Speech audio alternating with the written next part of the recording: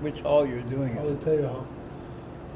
It's a mechaya. They just do everything. Yeah, it's a factory. you don't go have to, you in. don't have to deal with all the, especially with the package. It's like they line almost everything up for you. Okay, here we go.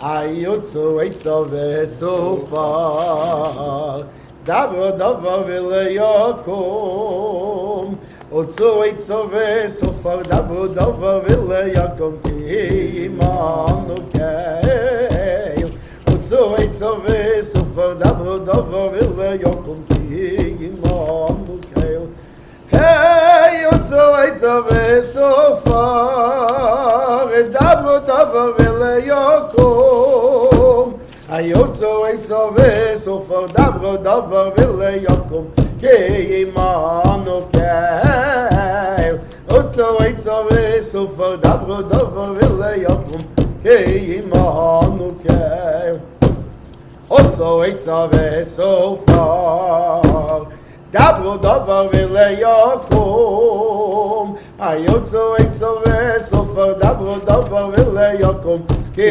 imanu keil Otzo eitzove sofar davar davar v'leyakom ki imanu keil Hey, Otzo eitzove sofar davar davar v'leyakom Otzo eitzove sofar davar davar v'leyakom ki imanu keil Otzo eitzove sofar davar davar v'leyakom ki imanu keil.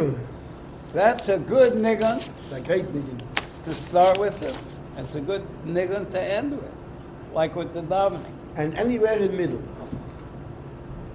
Hey kids, what time is it? Methinks it's time for Gezintahait It Street. is time for Gezintahait Street, and the story tonight is called "The Torah from the Palace of Mashiach," and it's connected with our parsha of Shelach, which we're reading, which is about the spies and the land of Israel.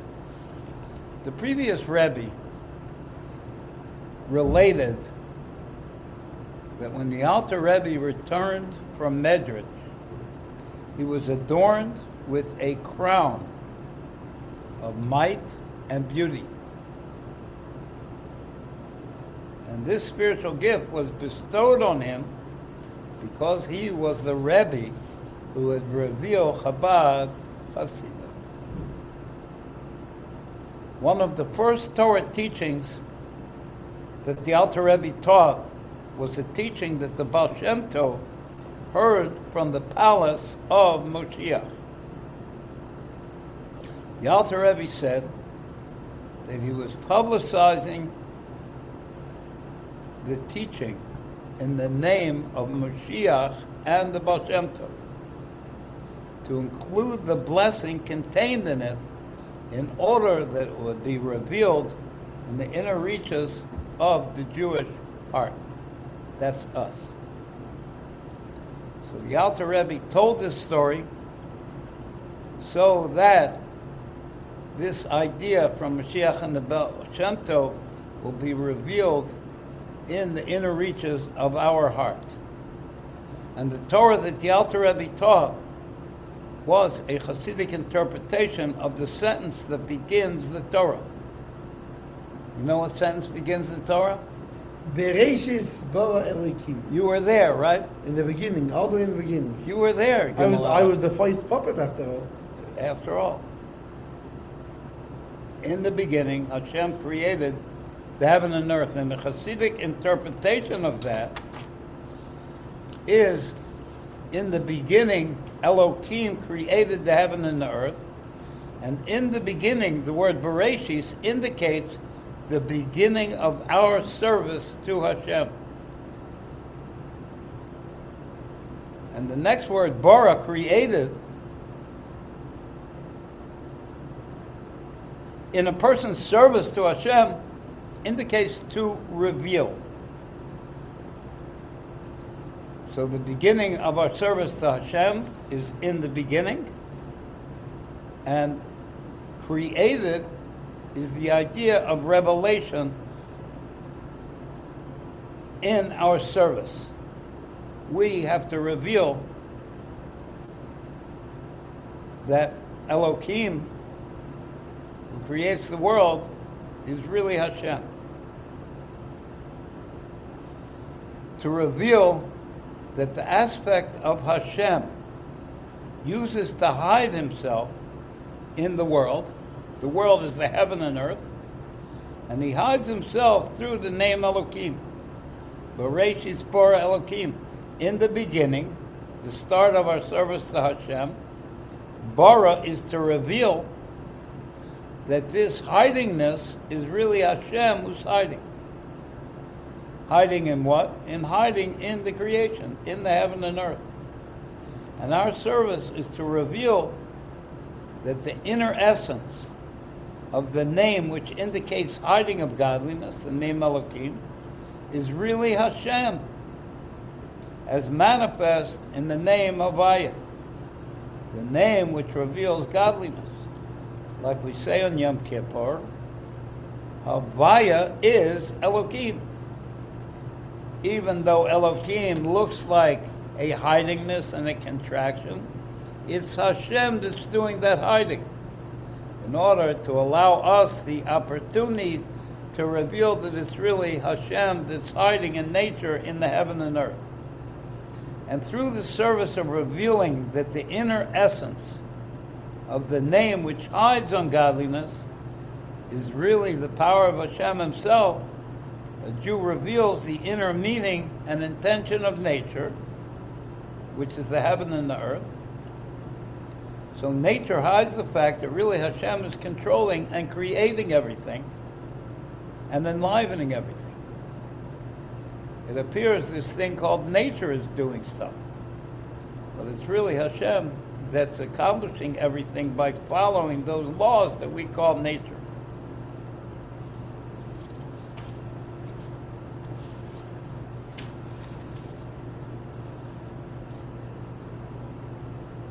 Why? Why does he do that? To allow us free choice to serve him. By hiding, Hashem allows us to make the choice that we can serve him. The first letter of each of the Hebrew words for the heaven and earth, Shemayim Ba'aretz, is an acrostic for a very high version of the name Havaya, Aleph Hey, and above and a Hey. So the heaven and the earth really is a manifestation of Hashem himself through the name Havaya, the name that transcends nature. And the supernal and transcendent Holy One is hidden in nature. That's the heaven and earth. And Hashem hides himself by following the laws of nature, which obscure godliness, through the hiding principle of the name Elohim. Are you okay with that? Is that too complicated? No, it's not complicated. It's okay. The name Elohim hides on Hashem, even though it's Hashem that's following those laws of nature. And by publicizing this teaching in the names of Mashiach and the Baal Shem Tov, the Alter Rebbe was being very precise. A person's essence can be found in his home. He heard this Torah from the palace of Mashiach, where Mashiach's essence resides. In this case, the Alter Rebbe was hinting that the Baal Shem Tov heard the lesson from Mashiach himself. And the coming of Mashiach is the goal and the point of our godly service. At that time, when Mashiach comes, the mitzvahs will be done perfectly, as Hashem desires. And that perfect service of the future depends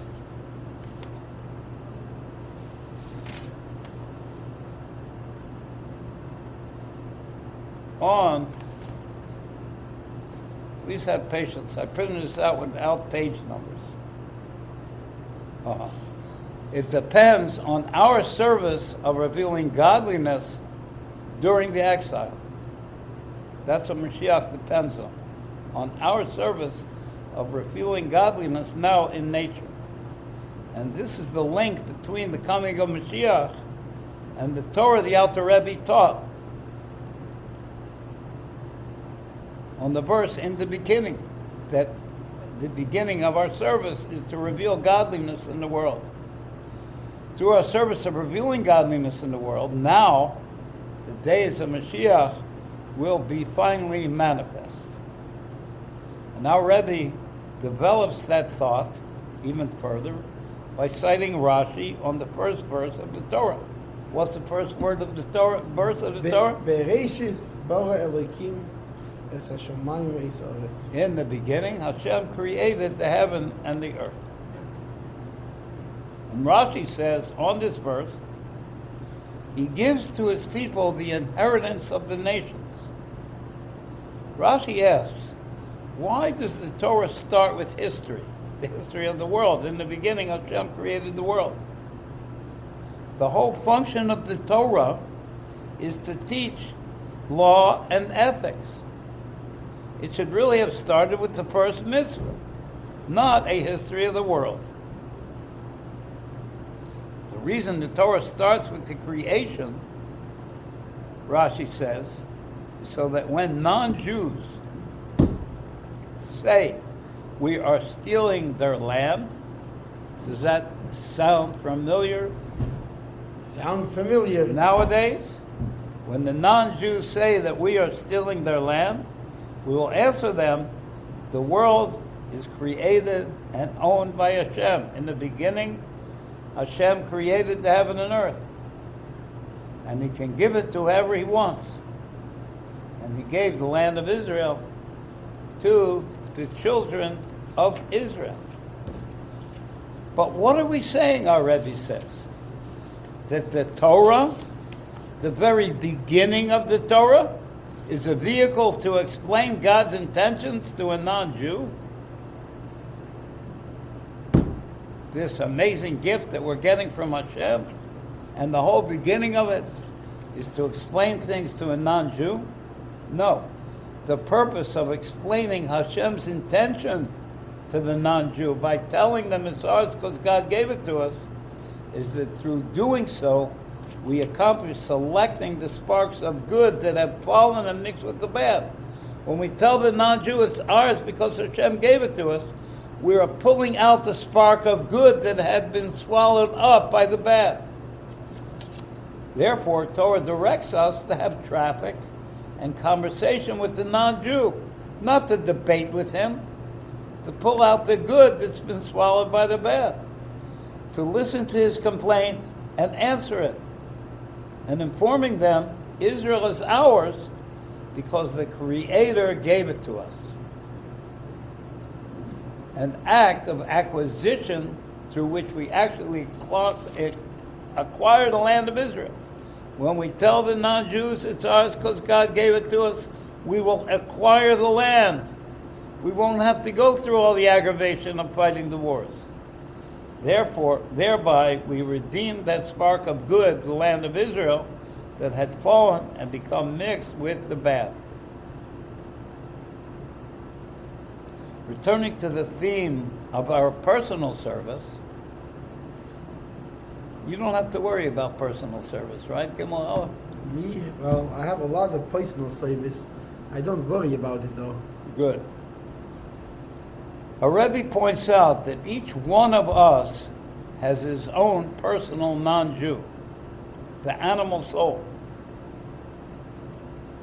Like in the story where Shmuel Munkus told the Alter Rebbe, my guy is bigger than yours. And that's the inner meaning of he gives his people the inheritance of the non-Jews, the purification of our personal non-Jew, the animal soul. That's the general point of the time of exile. The service of prayer and learning Torah doesn't accomplish bringing the final redemption as much as doing the physical mitzvah. Gimel Aleph, you want to suggest to the people that they go to Chabad house and put on tefillin tomorrow? Yes, that's what they should do. And you know, especially now it's coming up this week, a special day.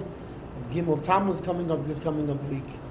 So everybody, you know, this is a special day, and you should do something like the Rebbe said to do, that to tell all the people how much Hashem loves them and the Rebbe loves them, and about the Avos Yisrael of the Rebbe, and that they should do an extra mitzvah today. And through doing the mitzvahs, we bend the animal soul to make it conform to the will of Hashem.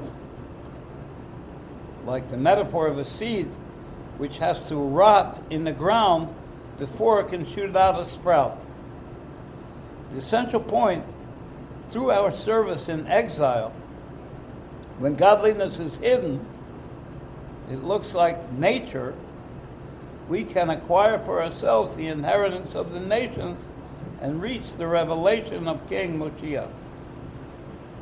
And that's the Torah that Baal Shem Tov received from the palace of Mashiach, and the intention of Hashem in hiding himself as Elohim is that through a service will merit the revelation of Havaya, Hashem's essence, and being with the coming of Moshiach. Oh me. Now Gimel Aleph, I'm sure, has a niggun. Oh yeah. Like Snyder McSnyder says. Oh yeah. Oh yeah. Ya ya la da da, ma ya la da da, ma ya ya la da da la da, ma ya la da da, ha ya la da da, te ya ho, ha ya la da da, ha ya la da da, ma ya la da da la da, ha ya la da da, ma ya la da da, te ya. Ta de da de ma ye de ma ya la da ya. Ta de da de ma ye ma ya la da ya. Hey ya de ma ye ma ya la da ya. Ta de da de ma ya la da ya. Aho, tere ya la da ma ya la da. Ay la da da ya ma ya la da da. Aho, tere ya la da da ma ya la da da. Ay la da da ya ma ya la da da. Te ya de ma la da ya. Ta de da ma ya la da ya. Hey ya de ma ya la da ya. Ta de ma ya la da ya. Aho, tere ya la da da. Ay la da da. Ay la da da ya ma ya la da da. Aho, te ya la da da. Ma ya la da. Ay la da da ya ma ya de da. Ta de da de ma ya. Ta de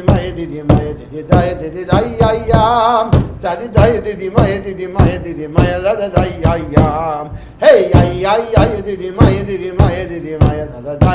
da ya. Ta de ma ya la da ya.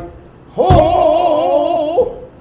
I like the way you finish up those A big finish, Mark.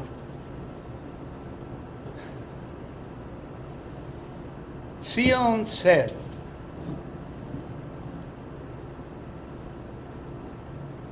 Sion is the inner aspect in the heart of a Jew, called Sion. And what Sion said was this very shocking thing. The Lord has forsaken me. The Lord has forgotten me. And that's a piskam. It's not something the Rebbe is making up. It's actually written someplace in the Holy Writings. And this is a wonder. It's a shock. How could the Lord forget us? For surely, like water, a face is reflected in water. So when we look to Hashem and He looks to us, there's an automatic reflection. And if there is forgetfulness in the community of Israel, if we forget Hashem, then the level of divine knowledge falls into forgetfulness sometimes. And that's called the fallen sukkah of David. When we forget Hashem. When we forget Hashem, He forgets us.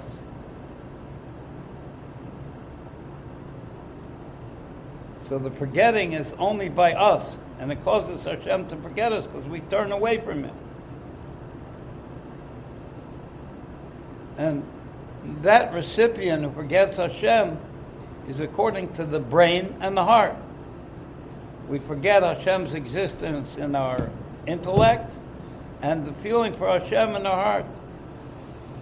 Because from the intensity of their deep occupation, meaning we're lost in exile and we think that the world exists. And we think that Israel is just another country like all the other countries, a political entity. There's complete confusion until finally we forget about Hashem. The distraction of the mind. And that in this there is, that's a nice grammar, in this there is always interruption and change. Sometimes the Jews are remembering Hashem, sometimes we're not remembering Hashem because of our distress in the Gullus. But from the side of the inner level, the point of the Jewish heart, where there is no change, no replacement, because it's the state of actual godliness. I think we could say it's the level of Yechida, although he doesn't say it here. And that actual godliness in the heart of a Jew is called the Shekhinah, the indwelling of godliness. So at that point, like water reflects the face that looks into it, the lower face, which is us, reflects the upper face, which is Hashem looking back at us. And there shines from the inner light an essence of godliness, which is called the light that surrounds all worlds. It's above the investment of divine light in time and space. That connection that we have for Hashem in the inner point of our heart completely transcends space and time. So therefore there's no change. It's eternal. So the only place there could be forgetfulness is in space and time. But higher than that, there is no forgetting. Like it says, there's no forgetting before your throne of glory. Before your throne specifically. So how could it be that we say, Hashem has forgotten me? There is no forgetting by Hashem. Doesn't it say, I am Hashem, I don't change? If He doesn't change, it means He can't forget us. So you, the children of Jacob, are not consumed. In other words, you don't get destroyed out of existence. Why? Because there's no change in me and you're my people. Like Hashem says, I didn't loathe them to destroy them, to break my covenant with them. Hashem has a permanent covenant with us, that He's our God and we're His people. So we have to understand that according to this, face should reflect the face. We should always be connected to Hashem without forgetting. So, there is a big question why were we exiled to Egypt? It's not that we weren't doing Torah and mitzvahs, because there was no Torah and mitzvahs at that point. So why were we being exiled to Egypt? We were slaved there, the ultimate oppression. And how come we weren't redeemed until we cried out to Hashem, "Oi, get us out of here"? That's when Hashem told Moshe, "I heard the cry of the Jews." So how come we weren't redeemed before that? After all, the covenant is eternal. Eternal. And it shouldn't be, "Oh, now I'm going to take you out and save you." And then he didn't save us before that. Why? Like it says, and Hashem knew. And likewise he said to Moshe, "And also I have heard the groaning of the children of Israel, and I remembered my covenant." So if he remembered his covenant now, apparently he forgot it earlier. Which implies that all the days of the duration of their harsh exile, about 200 years, they were not remembered by Hashem until they groaned. And how is there forgetfulness before Hashem? So what do you mean? He either forgot the covenant or he remembered the covenant. If he forgot it, how could he forget it? It's an eternal covenant.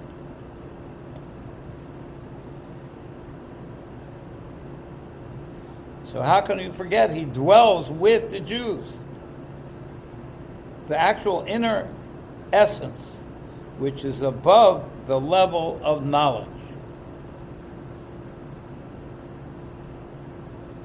Level of knowledge you could have forgetting, but above that there is no forgetting. It's constant and eternal.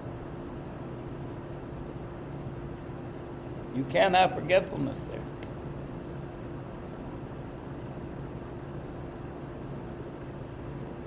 And also, the Jews were then in an essential connection which is above divine knowledge. Because they didn't have the Torah and mitzvahs before Har Sinai. They were slaves in Egypt. So how is it that they believed in God? They had a thing called simple faith.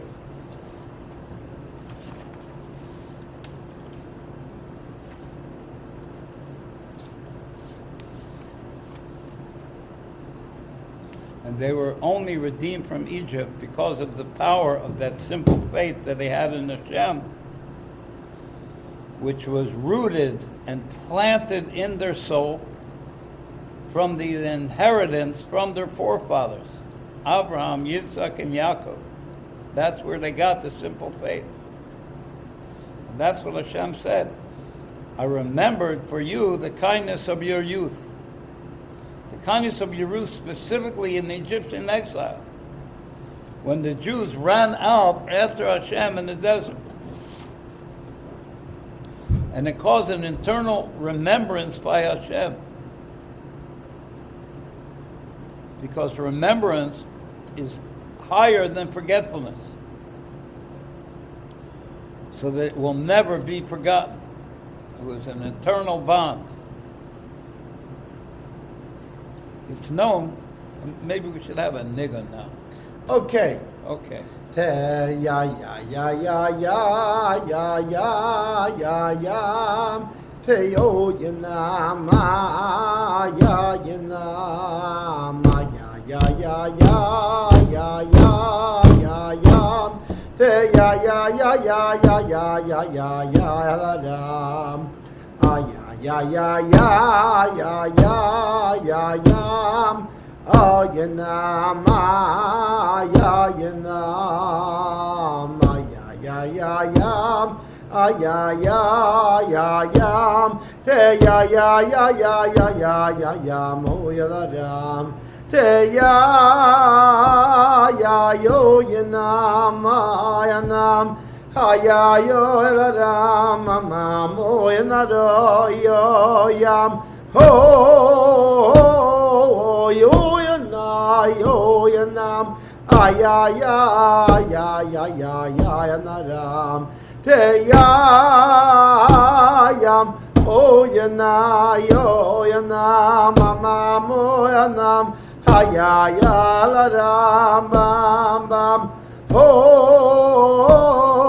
Yoyanam Bam Bam Bam Bam Bam Bam Bam Bam Mayaladam Mayaladayayam Hayaladayayam Hayayayam Hayayayayoy Hayaladayayam Hayaladayayam Hayayayayayam Hayaladam Teyayayayayayayoy Teyayanam Ayayanam Ayayayayayayayam Teyayayayayayayanam Ayayayayayayayam Teyoyanam Ayayanam Teyayayayayayaam Hayayam Teyayayayayayayoyanam Teyayayayayanam Oyanam Hayayoyanam Mamayanam Bam Bam Ho Yoyanam Mama Moyanam Tereyayay Hoyanam Amamoyanam Mamayanam Bam Bam Ho Yoyanam Amamoyanam Teyayaladayayam Ayaladayayam Amamoyananamoy Ayaladayayam Ayaladayayam Amamoyanadoy. Nice. Thank you.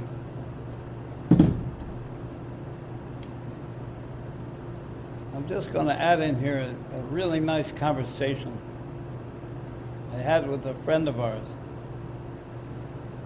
And he was telling me, he was asking me what color my beard was before it got white.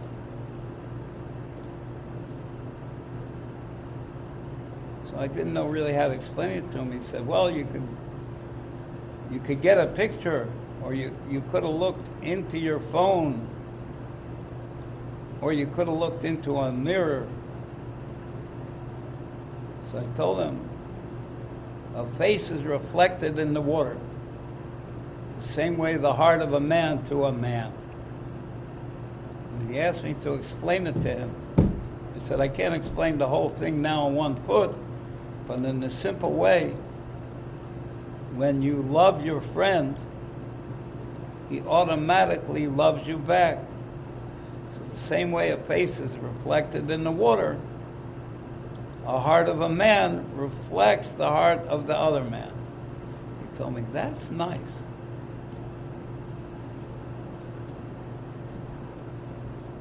You'll get a bigger smile when I tell you who it was. There are 2 levels of knowledge, 2 levels of das. The higher das, the higher knowledge, and the lower das, the lower knowledge. Like it says, for a Lord of knowledge, plural knowledges, is the Lord. Kel Deus Abaya. And the explanation, there are 2 kinds of flow. The first is bringing into being from nothing the heaven and the earth. From nothing to something. Where the divine light is hidden, because you have a heaven and earth that exists separate from Hashem. And this lower das, this lower knowledge, is connected with the recipient, to us. We feel we exist outside of Hashem. But the higher das, the higher knowledge,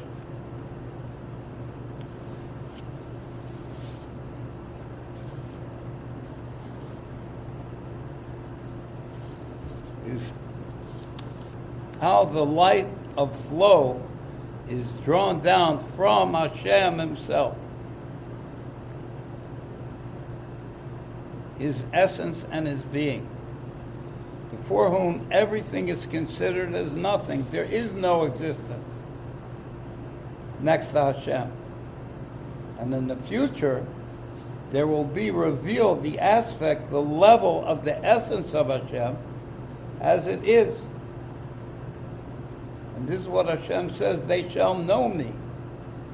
The word know, that's the word das. That's the higher das. That there is nothing besides Hashem. Because the glory of Avaya will be revealed. The earth will be full of the knowledge of Hashem. But in the exile in Egypt, the only revelation of this was the simple, strong faith that the Jews had that Hashem was their God. And they had it as an inheritance from their fathers. Therefore, they merited that this higher level of das, Hashem himself, was revealed to them. Like it says, not through an angel, not through a messenger. Hashem himself came and took us out of there.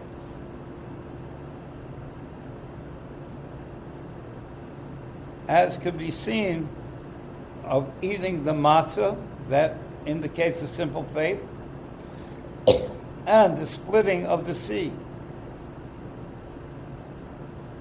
And this is what it says, and God knew das, with the knowledge of the higher das, as he is in his glory, in his essence, like in the future to come. At that time, he himself took us out of Egypt, and Mashiach's going to come, and Hashem himself is going to come and take us out of this exile. He is the one who felt their distress.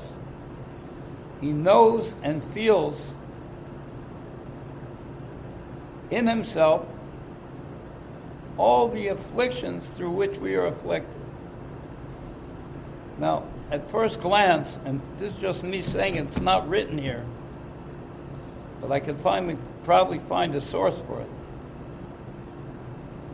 Hashem is exalted over space and time in any of his creations. So he shouldn't be bothered what happens with his creation. But he is bothered by our aggravation. He is aggravated by it. Why? Because he chose to be our Father. And once he chose to be our Father, just like what happens to the Son, a bad thing is aggravating for the Father, so too when we're going through a hard time, it's aggravating for Hashem. But the lower das, the lower knowledge,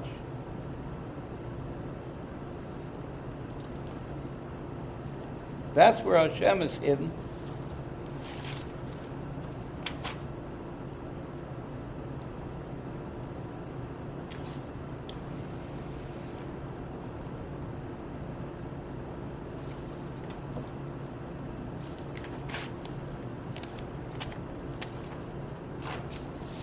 Therefore, in all their afflictions, he is afflicted.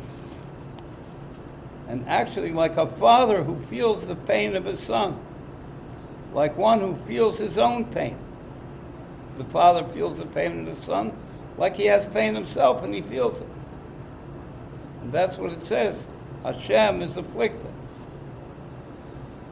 Which is not the case with knowledge of outside of himself, according to the Seder Stavshalas, according to the creation. The creation is like a knowledge outside of Hashem. And what happens in it doesn't really bother him.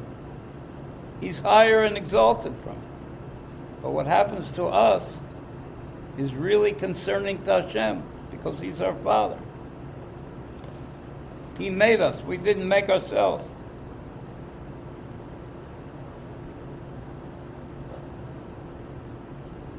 So we surrender ourselves to Him. Like it says, your eyes are open, Hashem, on all the different pathways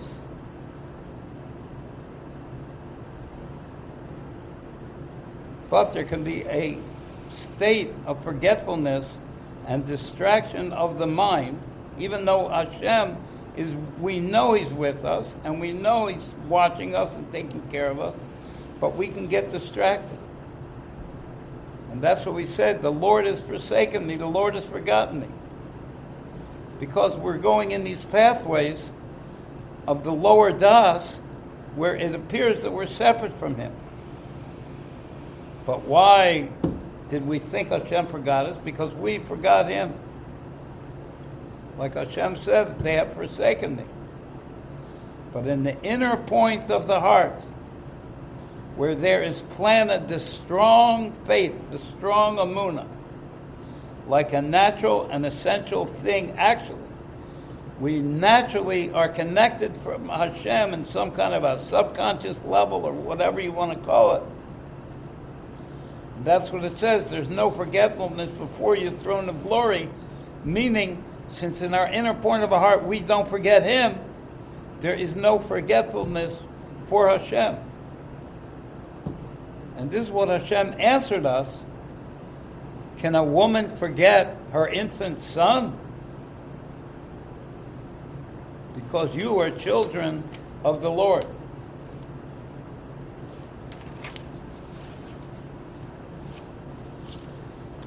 And behold, that which the Knesset Yisrael, the community of Israel, had in the Egyptian exile in the state of simple faith, they will merit in the future to be in a state of actual seeing of godliness. Not only of godliness, but God Himself.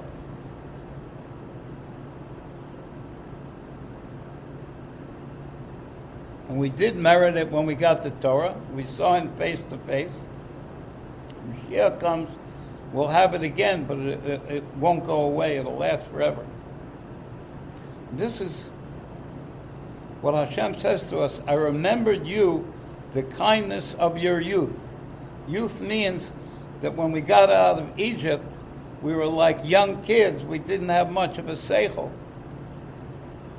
But we ran after Hashem into the desert. We went out with simple faith, which is higher than knowledge and the recognition in the brain and the heart. Simple faith is higher than intellect and emotions.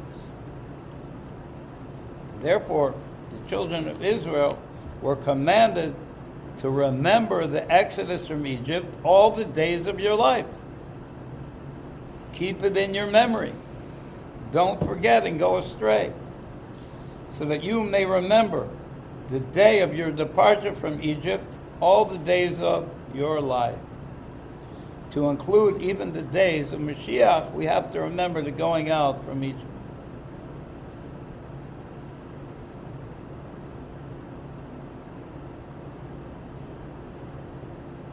Just like from above to below, Hashem remembers us and how we were at that time that we went after Him.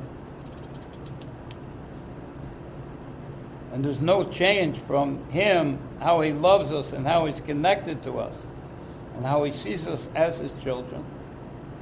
Also, the remembrance from below to above, our remembrance of Hashem, will be manifest when Mashiach comes. So we'll come to actual seeing of godliness. Like it said, behold, this is our God. We're going to say, we're going to point with a finger and say, here's God. Zeh Keli.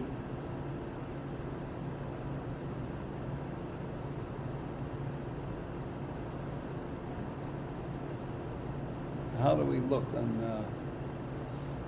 On the time of the okay, Yeah. let's see. Maybe we'll break and we'll do I this will next tell you paragraph right now next how time. to do Does it. that make sense? Let's see. This one doesn't show me. Let me look at this one. Here we go. We'll have a nigun. Yeah, we're gonna do our niggin. For sure, on niggin. Yeah, I think we could. Can we do the Beis Hamikdash boogie? Is that too sophisticated? I'm a sophisticated guy, Bitzali. You're a sophisticated dummy? Yeah, I'm a sophisticated puppet. I might be full of fluff, but okay. Yeah, Rotzein. Yeah, Rotzein. Yeah, Rotzein. Yehi Rotzein milfonecho Hashem Elokeinu